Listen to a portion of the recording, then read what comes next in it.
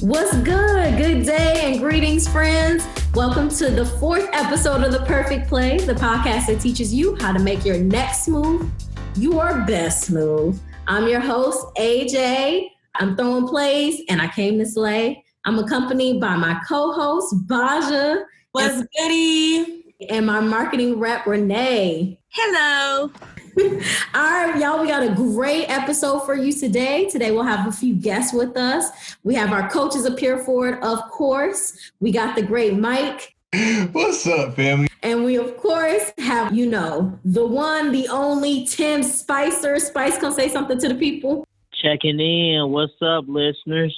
Hey, and a podcast is not complete with a couple of special guests. So later on, we'll have some guests for you from our workshop leadership. You know them, you love them, and you'll meet them later on. All right, we love to check in. So let's start with our check-in. We check in at every training, every meeting, every huddle. So it's only right that we check in for every episode. Listeners, today's check-in is up close and personal. We're getting all up in that quarantine space. All right, so our check-in for today is a would you rather. And co-hosts and coaches, I want to know, would you rather see the future or redo the past, and why? Well, I'll go first, AJ. This is Baja. If I could choose, I would like to redo the past because honestly, I would have gone to the store a little bit sooner, got some more materials. I would have got an N95 mask so I could be out in these streets. But you can't go back. You can only look forward. Most definitely. Quanis, how about you? What would you do? Rather see the future or redo the past?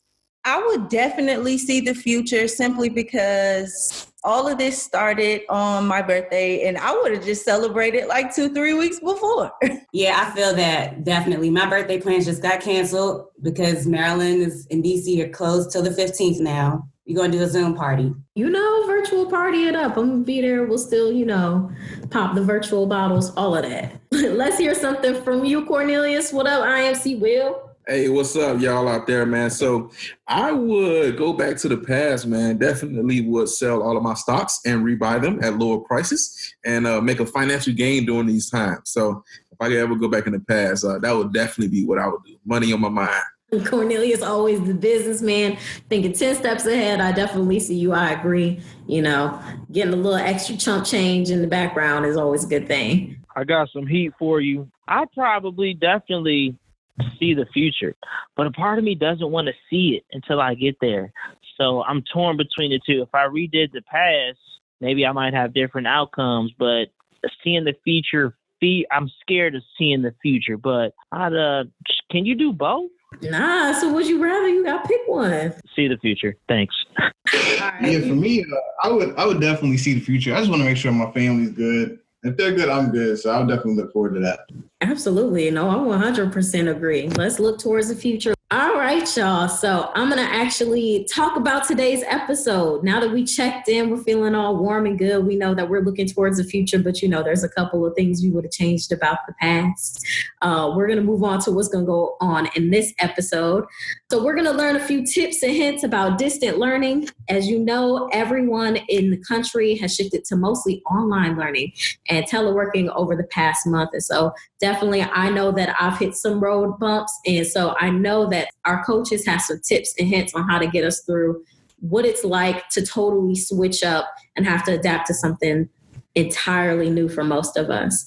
And so our coaches and special guests will share a few items that will not only help you succeed, but also challenges that have impeded their success sometimes too. Working professionals as well as students and educators are experiencing a heap of online learning. Although our schedules may look different in every way, we each have 24 hours to accomplish personal and professional goals. So how will you capitalize your 24? All right, I'm going to throw it to my co-host, Baja, who's going to answer the question, listeners, what should you expect from today's conversation? Thanks, AJ. So first we'll hear from a coach or two about how they're maximizing their time from home. Learning about their strategies or approaches to teleworking may resonate with many working professionals listening today. We then will take to the experts. Tamika and Quanis have years of experience in supporting students excel in their true self and in all of their endeavors.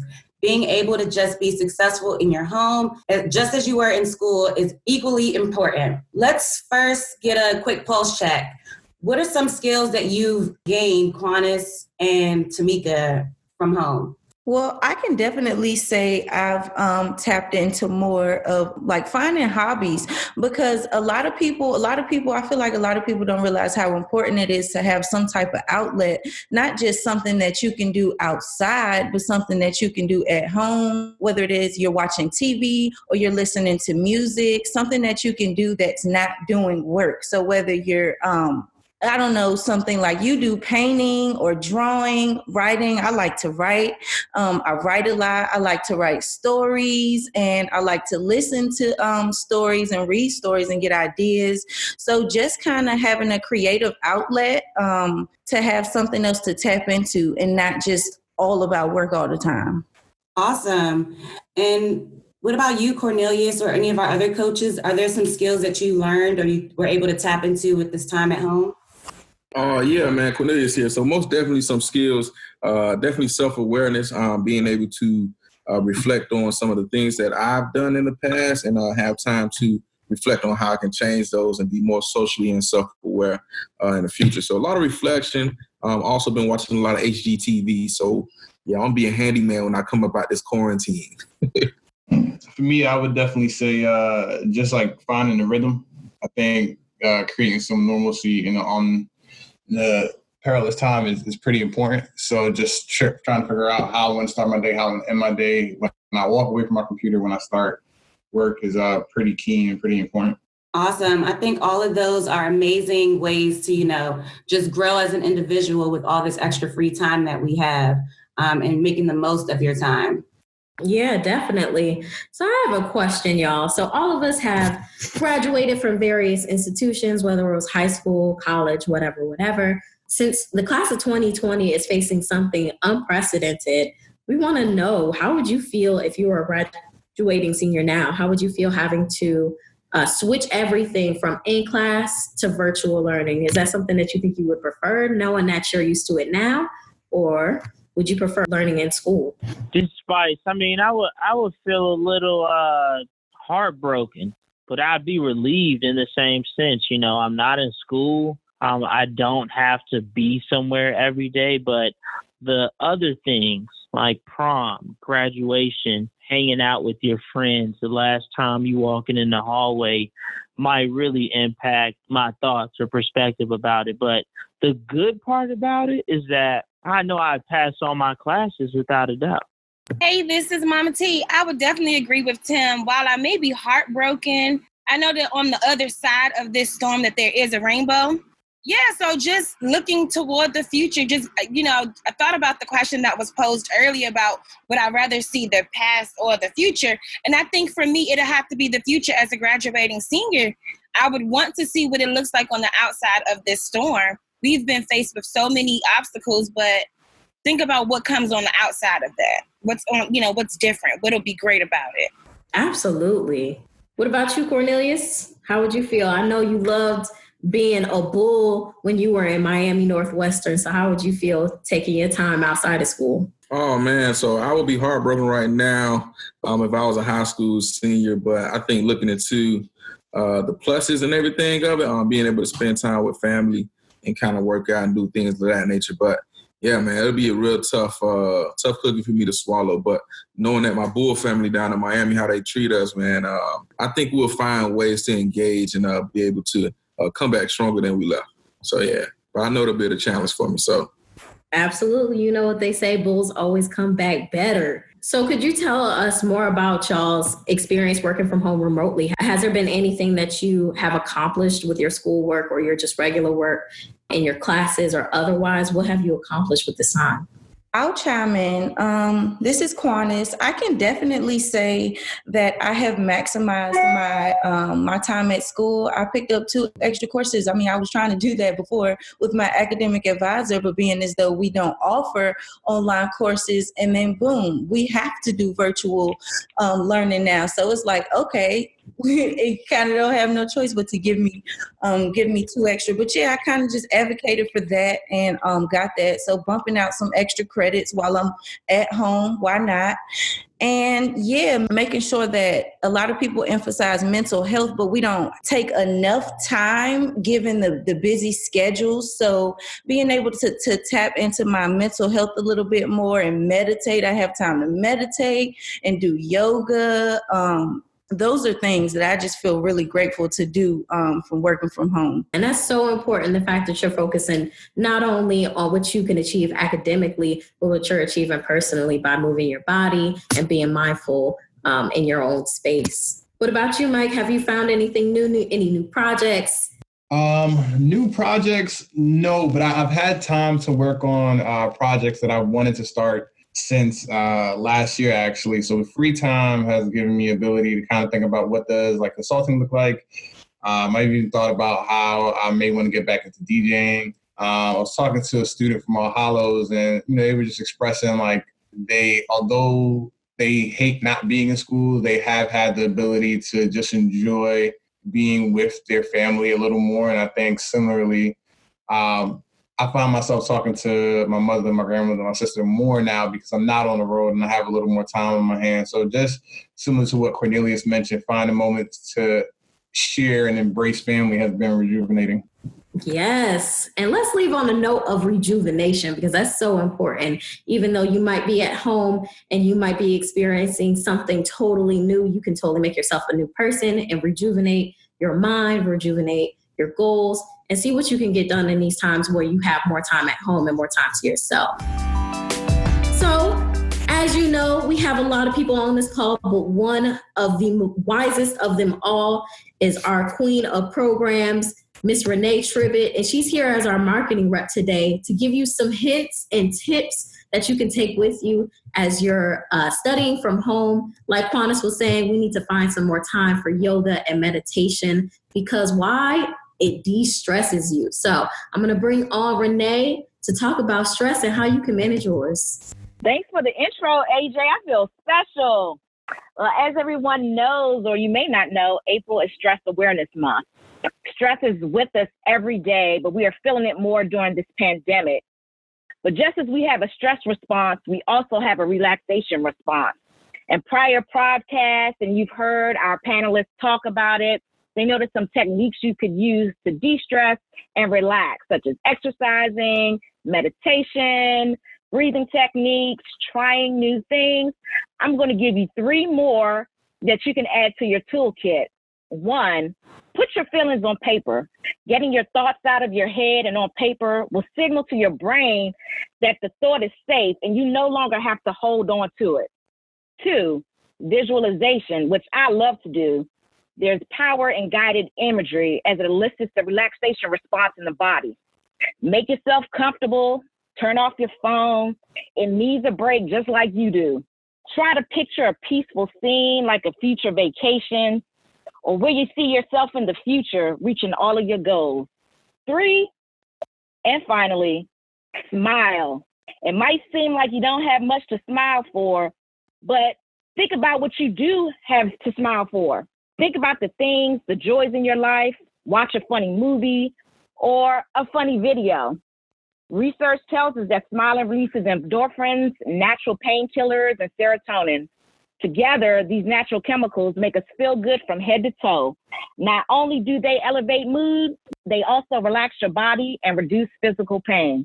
Let's take this time, you all, to enjoy the space we're in. Let's take this time to be positive about our futures and just get in the spirit that we will see the rainbow after this storm. It is there, and we might find a pot of gold. So stay blessed, and until next time, everyone, be well. Renee dropping heat and giving us the real on what it's like to de-stress. That was so excellent, and thank you for that. Absolutely. Relaxing with Renee. That's what we should call this segment. Everybody say relaxing with Renee. Relaxing that was absolutely with Renee. That was absolutely amazing. Thank you for those nuggets, Renee. So now we're going to have our amazing guests come and introduce themselves formally. They already were a part of the conversation, but we want to get a formal introduction and pose that check-in question to them. So first we have Mama T. Go ahead and introduce yourself. Hello, everyone. My name is Tamika Gordon, but you may know me as Mama T. I am an alum of the program. I did my workshop in 2002 at Trinity College in Washington, D.C. I've had many roles with PeerForward, starting as an alumni leader and working my way as now a certified rap director or coach. But now my new role is as a trainer. So I am now training the coaches in training of PeerForward. My coach, that's my coach. Hey guys, my name is Quanis Freeman. You may know me as Q. I did my workshop back in 2016 at UMBC, the University of Baltimore College. I recently interned last summer of 2019 at all three colleges, Washington, Nova, and Damon. And now I currently serve as communications assistant. That she does. She on my team. That's my teammate, y'all. All right, y'all. Thank you so much for introducing yourself. And, because you're our special guest, we have some special questions just for you. We know that you both have been impacted by virtual learning. So can you tell us how you've been impacted, what you do normally, and how your life has shifted since we shifted to virtual learning? Okay, I'll tap in. It's Quanis. Basically, I've focused more on not only time management, as we all talk about, but change management. A lot of us don't really tap into how time management has a lot to do with change management. And so that's one of the things that I've been focusing on, how to manage change. And just thinking about what opportunities does change bring, and not only focusing on the things that we've lost. So with given that, just tapped into my creative sense, as I was speaking about earlier, and tying in a couple business ideas and business plans. So that's some of the things that I've been doing with this new opportunity. I think for me, it's been really hard not being able to see my students. As an educator, I am a person that is filled with love and hugs. So it's been hard not being able to get those hugs. So right before the pandemic hit, I was out on medical leave, and then I came back February 24th, and I'm back out again. So I only got to see my babies for 2 weeks before the world shut down. So I think for me, it's probably adjusting to not seeing my little people, not being able to be a solid force of consistency in their life. Those are my go-to when I'm feeling down. Even when I was out on medical leave, I would FaceTime at least twice a week just to see, number one, how are they functioning without me? Number two, are they still getting the knowledge that they need to continue their educational growth? And then just making sure that they're in good spirits, because our babies, they're the foundation of what's coming up next. So just learning how to, although I can't physically hug them and love them, I'm still giving them all the love and the support that they need while social distancing. And so y'all talked about like what you normally experience while you're in school, or what life was like before the shutdown happened. But could you tell us what are some norms that you took with you from that time that might help everyone, or has helped you be successful from home? So what are some norms that you had before the shutdown that you kept that helps you be successful from home? I'll tap in. I can definitely say some norms that I've brought from the normal life. I would say just reflection, daily reflection. We debrief in PeerForward. We do check-ins. I do check-ins with myself, the daily reflection, just making sure that I'm good, have a pulse check, I'm sane. Yes, I'm getting my work done, but how am I feeling? Making sure that I'm eating, making sure I'm drinking water. It's not, in the beginning, it was hard to, I do still have to drink water. I do still have to eat 3 meals a day and not just snacks all day. So making sure that I'm keeping in mind health. Health is very important. One of the norms that I brought in was making sure that I'm consistent. So with us transitioning to online learning, I have made sure that I continue with the program. So when I'm online with my students, we still do our check-in. We still do our good morning song. We're making sure that we are still following the same routine. They understand that we're physically not there, but the routine does not stop. It does not change. The program must keep going. So yes, we are consistent in what the message is. We're consistent with our time. We're consistent with how we're going to learn, although it's looking a lot different than what they're used to. So consistency is my thing that I've taken with me.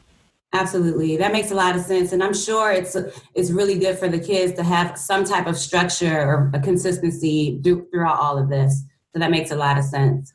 My question for you guys is, do you have any positive or negative online learning experiences? And if so, could you share some of those with us? One positive, I'll start with the positive. I'll give you one pro and one con. One positive I can definitely say is that I can be more flexible with my working time. I can take authority over how much I can get done.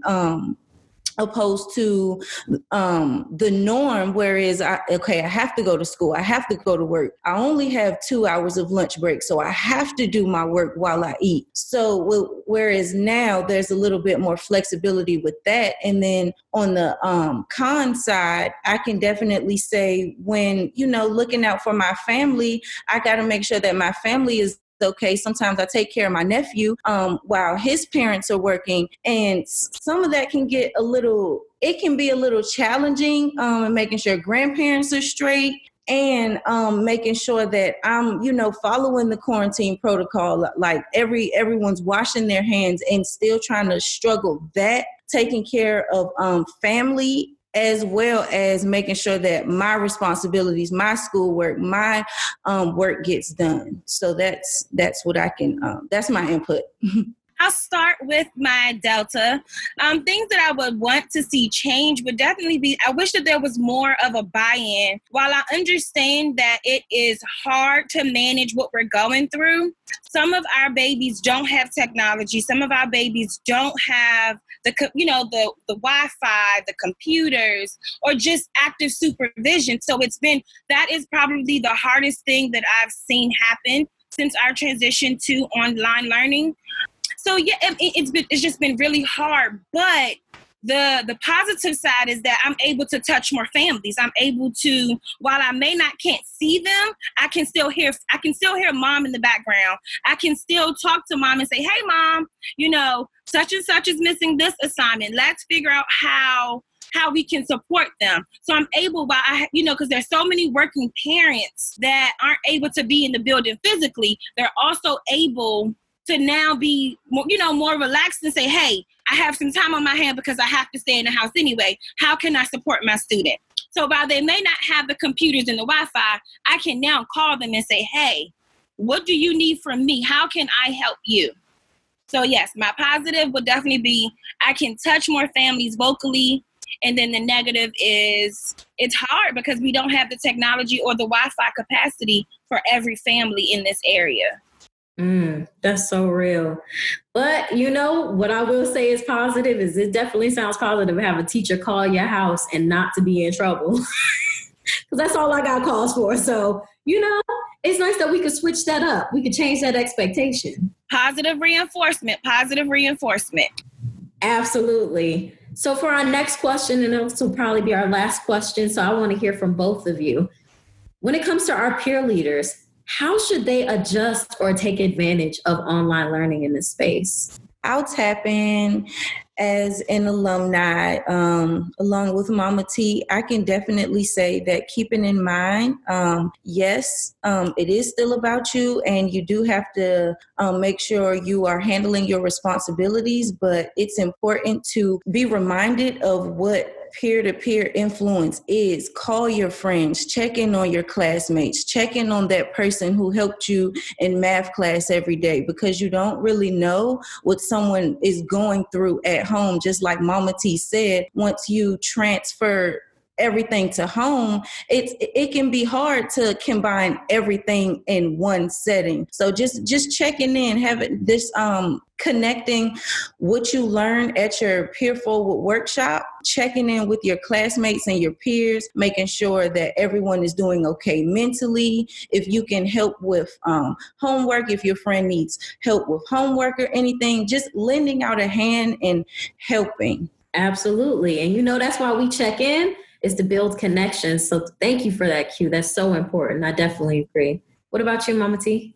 One thing peer leaders could do would definitely be to just be proactive instead of being reactive. While I know this looks really different right now, just know that there is something good that's going to come out of it. While you can't see your friends, guess what? You can still talk to them. That's something that you guys like to do in class anyway. So you can now do it freely online.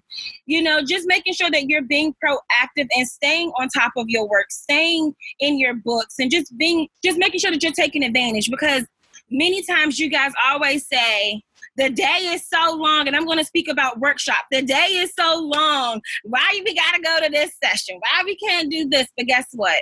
Now you get to do it virtually.